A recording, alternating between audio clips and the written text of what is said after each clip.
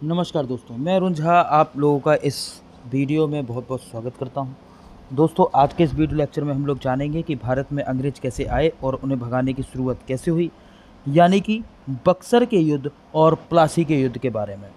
तो ये वीडियो बहुत ही इम्पोर्टेंट होने वाला है आप सभी के लिए। आप बहुत अच्छे से केयर करिएगा और एक एक चीज़ को हम लोग बहुत अच्छे से यहाँ पे समझेंगे, जो मैंने आप लोगों के लिए कंटेंट यहाँ तैयार किया है। तो दोस्तों चलिए मैं स्टार्ट करता हूँ। बात कुछ ऐसी है कि एक समय था और उस समय सबसे पहले भारत में अंग्रेज व्यापार करने की नीति से आए थे, ना कि शासन करने की नीति से। तो हमें ये पॉइंट बहुत अच्छे से क्लियर होना चाहिए कि सर्वप्रथम जो अंग्रेज आए थे वो व्यापार करने की नीति से भारत आए थे, ना कि शासन करने की नीति से। लेकिन उसी समय क्या हुआ, ऐसी क्या घटनाएं हुई कि इन्होंने फिर शासन का सोचा। तो हम लोग ये पूरा एक मैं आपके लिए वीडियो लेकर आया हूँ, इसको आप बहुत अच्छे से समझेंगे, एनालिसिस करेंगे, आपको बहुत सारी चीज़ें यहाँ पे बहुत सारे डाउट आपके क्लियर होंगे।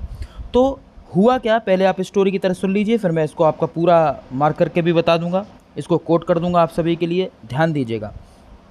तो सबसे पहले बात है कि अंग्रेज़ों के भी भारत आने से पूर्व व्यापार के मकसद से पुर्तगाली, डच, फ्रांसीसी, स्वीडिश, स्पेनिश ये सभी भारत में आए थे।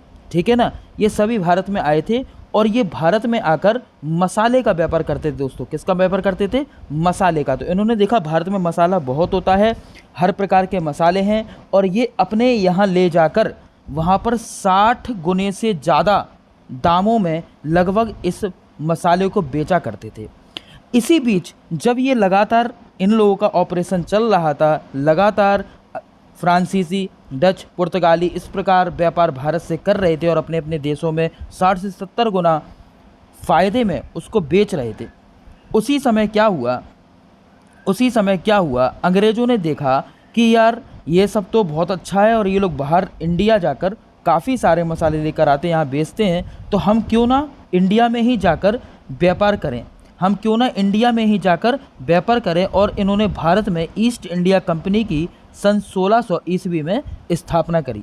तो ईस्ट इंडिया कंपनी की स्थापना करी और ईस्ट इंडिया कंपनी के जरिए भारत में एक बहुत बड़ा व्यापार अपना इन्होंने चालू किया। तो बाकी जो लोग थे वो सिर्फ सामान यहाँ से ले जाते थे और अपने यहाँ बेचते थे, लेकिन ईस्ट इंडिया कंपनी के माध्यम से इन्होंने पूरी की पूरी एक दुकान ही खोल ली। ठीक है, तो इसमें हर प्रकार का जो चाय से रिलेटेड सामान था, बागानों से रिलेटेड था, अन्न अनाज थे, और ये सब पे व्यापार करना इन्होंने चालू कर दिया। उस समय बंगाल के नवाब सिराजुद्दौला हुआ करते थे। कौन होते थे दोस्तों? उस समय बंगाल के नवाब सिराजुद्दौला थे। जैसा कि आप देख सकते हैं उस समय बंगाल के नवाब कौन थे? सिराजुद्दौला। और सिराजुद्दौला से बिना पूछे ये ईस्ट इंडिया कंपनी अपना व्यापार फैलाती जा रही थी बंगाल में। लेकिन बंगाल के नवाब उस समय सिराजुद्दौला थे और अंग्रेज़ों को इनसे आज्ञा भी लेनी पड़ती थी कोई भी रूल पारित कराने के लिए। एक बार इनका कुछ व्यापारिक कोठी इन्होंने लगाई ईस्ट इंडिया कंपनी के पास, और भी व्यापारिक कोठियाँ लगाई अंग्रेज़ों ने, पर बंगाल के नवाब ने इन्हें आज्ञा नहीं दी। ध्यान से सुनिएगा मैं क्या बोल रहा हूँ, मैंने काफ़ी पॉइंट मैं बोलूँगा जो यहाँ पे नोट नहीं है, वो आप अपनी कॉपी में भी अच्छे से नोट कर सकते हैं। उसी समय बंगाल के नवाब सिराजुद्दौला ने कुछ अंग्रेज़ों को पकड़कर काल कोठरी में डाल दिया, और इसमें से एक अंग्रेज हॉलवेल नाम का इनकी गिरफ्त से भाग निकला। भागने के बाद उसी समय जिस समय ईस्ट इंडिया कंपनी की स्थापना की हुई थी, उनके हेड थे रॉबर्ट क्लाइव, जो बाद में बंगाल के गवर्नर बने। कौन बने? 1757 ईस्वी के बाद, यानी कि प्लासी के युद्ध के होने के बाद ये रॉबर्ट क्लाइव जो हैं बंगाल के प्रथम गवर्नर भी बने। तो मैं भी इनके बारे में बात करूंगा। तो इतना आप समझिएगा कि हॉलवेल नाम का व्यक्ति सिराजुद्दौला की गिरफ्त से भागा और क्लाइव के पास जाकर पहुंचा। उसने सब कुछ रॉबर्ट क्लाइव को बता दिया, और उसने यह भी बता दिया कि सिराजुद्दौला ने कुछ अंग्रेज़ों को मार डाला है। ऐसा सुनकर रॉबर्ट क्लाइव जो हैं बहुत गुस्से में आ गए, और उनके पास मात्र 300 के आसपास की सेना रही होगी, और उस 300 की सेना जो है वहाँ के बंगाल के नवाब के पास पहुँची, जिनका नाम सिराजुद्दौला था। सिराजुद्दौला के पास 20,000 से भी ज़्यादा की सेना थी, ये गुस्से में तो वहाँ तक पहुँच गए, लेकिन उन्होंने देखा इनके पास सेना बहुत ज़्यादा है और इतनी ज़्यादा सेना होने पर हम युद्ध नहीं लड़ पाएंगे, हम युद्ध इनसे जीत भी नहीं पाएंगे। तो जब युद्ध नहीं जीत पाएंगे तो हम कुछ ऐसी चाल चलें ताकि हम युद्ध भी जीत जाएं और यहाँ पर इन्हें हरा भी दें। उसी समय सिराजुद्दौला का जो सेनापति था, उस सेनापति से रॉबर्ट क्लाइव ने डिस्कशन किया, बातचीत की और सेनापति को अपनी तरफ कर लिया। ठीक है, सेनापति को लालच दी कि हम तुम्हें राजा बना देंगे, यानी कि यहाँ का हम आपको नवाब बना देंगे अगर हम युद्ध में जीत गए तो युद्ध के समय, इनका जब युद्ध हुआ तो युद्ध के समय सेनापति ने अपने सैनिकों को किसी भी प्रकार की आज्ञा नहीं दी युद्ध करने के लिए, और 300 की सेना राजा तक पहुँच गई, सिराजुद्दौला तक पहुँच गई। सिराजुद्दौला तक पहुँच जाने के पश्चात अंग्रेज़ों ने जीत हासिल कर ली। यस, अंग्रेज़ों ने सिराजुद्दौला को मार डाला। तो सिराजुद्दौला को अंग्रेज़ों ने मार डाला। उसी समय जो सेनापति था, जिसका नाम था मीर जाफ़र, सेनापति का नाम था मीर जाफ़र, उसको बंगाल का नवाब बना दिया गया। बंगाल का इसको नवाब बना दिया गया दोस्तों। ठीक है, सेनापति ने किसी भी प्रकार की आज्ञा अपने सेनापतियों को नहीं दी थी, मतलब अपने सैनिकों को नहीं दी थी। इसी बीच अंग्रेज़ों ने फ़ायदा उठा लिया और सिराजुद्दौला को मार दिया। ठीक है, और मीर जाफ़र को क्या किया उसी समय, किसने? रॉबर्ट क्लाइव ने क्या बना दिया? बंगाल का नवाब बना दिया। अब जब रॉबर्ट क्लाइव को बंगाल का नवाब बना दिया, उसी समय पूरे ब्रिटेन में, यानी कि यूके में रॉबर्ट क्लाइव की बहा हो गई। वहाँ पे रॉबर्ट क्लाइव का क्या हो गया? रॉबर्ट क्लाइव का मान सम्मान हो गया कि आपने तो यार भारत में पूरी तरीके से शासन ही कर लिया लगभग, जैसे आपने वहाँ तो बंगाल का नवाब ही जनरेट कर दिया। और बंगाल का नवाब बनाना बहुत बड़ी बात है, क्योंकि मीर जाफ़र एक अयोग्य व्यक्ति भी था, और अयोग्य व्यक्ति होने के कारण से ये हर प्रकार की बातें यूके के रॉबर्ट क्लाइव के द्वारा मान गया। लेकिन मीर जाफ़र के बंगाल के नवाब बन जाने के कारण से और लोगों को बड़ा नुकसान हुआ। क्या नुकसान हुआ वो हम जानते हैं, ध्यान से आप सुनते रहिएगा। तो दोस्तों आगे हम बात करते हैं। मीर जाफ़र इस समय यहाँ पर क्या बन गए? यहाँ पे बंगाल के नवाब बन गए। उसी समय क्लाइव को यूके बुला लिया गया, सम्मानित किया गया और इंडिया में दूसरे किसी अधिकारी को अंग्रेज़ों द्वारा भेज दिया गया, जिसका नाम था हेक्टर मुनरो। क्या नाम था दोस्तों? Hector Munro.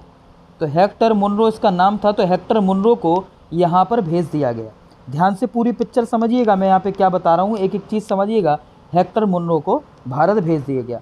अब हेक्टर मुनरो ने क्या किया, इसने भारत में बंगाल के नवाब जो मीर जाफ़र था, इस मीर जाफ़र की जगह मीर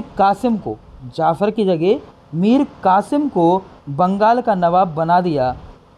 क्योंकि मीर कासिम जो था एक पढ़ा लिखा व्यक्ति था, एजुकेटेड व्यक्ति था, तो इस अधिकारी को लगा कि ये देश को काफ़ी आगे ले जा सकता है और हमारी ईस्ट इंडिया कंपनी में मदद कर सकता है व्यापार कराने में, और हम ज़्यादा से ज़्यादा चीज़ें अपने यूके तक व्यापार के माध्यम से ले जा सकते हैं। लेकिन जो मीर कासिम था वो मीर जाफ़र का दामाद था। कौन था दोस्तों? ये इसका दामाद था। कौन था? कासिम जो था जाफ़र का दामाद था। ठीक है, अब मीर कासिम ने उस समय कई बड़े बड़े एक्शन लिए, अपने हक में काफ़ी सारी संपत्तियां करी। मुर्शिदाबाद एक जगह थी उस समय बंगाल की, उसकी राजधानी को चेंज करके उसने मुंगेर कर दिया। क्या कर दिया दोस्तों? मुंगेर कर दिया। किसने किया? मीर कासिम ने। ऐसा करने पर अंग्रेज़ों ने सोचा ये अपने हिसाब से खुद एक्शन ले रहा है, तो इसको हटा दिया।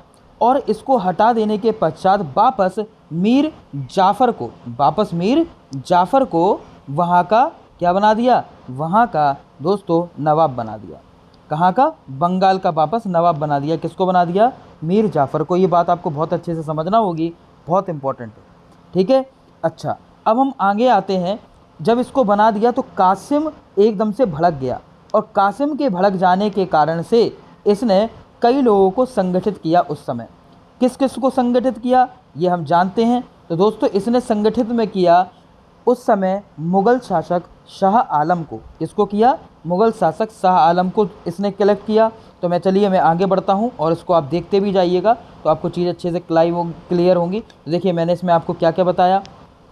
मैंने इसमें बताया कि अंग्रेज़ क्लाइव ने सिराजुद्दौला के साथ युद्ध किया, ठीक है, और इसको हरा दिया। दोस्तों इसी युद्ध को हम लोग बोलते हैं प्लासी का युद्ध। क्या बोलते हैं इसको प्लासी का युद्ध बोलते हैं। 1757 में ये हुआ, ठीक है। तो रॉबर्ट क्लाइव का सिराजुद्दौला के साथ युद्ध हुआ, जिसने सिराजुद्दौला को हटा दिया और उसके सेनापति जो था वो बंगाल का नवाब बन गया, जिसका नाम था मीर जाफ़र।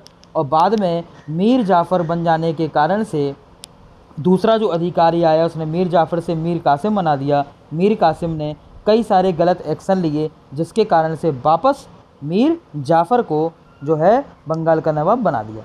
तो चलिए यहाँ आप देख सकते हैं क्लाइव को युद्ध जीतने में सम्मानित किया गया कि भारत में उन्हें राजा बना दिया गया, इससे अधिकारियों को भारत भेज दिया गया, है ना। और मीर जाफ़र को अयोग्य रहने के कारण मीर कासिम को बंगाल का नवाब बना दिया गया, ठीक है। आप देख सकते हो मीर कासिम को बंगाल का नवाब बना दिया गया, जो कि मीर जाफ़र का दामाद था। मीर कासिम मुर्शिदाबाद से मुंगेर राजधानी लेकर आया और अंग्रेज़ों को लगता है कि हमने इसे नवाब बनाया है और यह मन मर्जी से कार्य कर रहा है। किससे काम कर रहा था ये, अपनी मन मर्जी से। तो हेक्टर मुन्नो ने वापस मीर जाफ़र को बंगाल का नवाब बना दिया। दोस्तों वापस मीर जाफ़र को बंगाल का नवाब बना दिया। उसी समय मीर कासिम को जो है काफ़ी गुस्सा आया और उसने अपनी एक सेना तैयार करी, जो कि मीर जाफ़र का दामाद था। मीर जाफ़र अब इस समय वापस बन चुका था और मीर कासिम जो दामाद था इसने मुग़ल बादशाह के साथ मिला। मुग़ल बादशाह कौन थे उस समय, शाह आलम द्वितीय।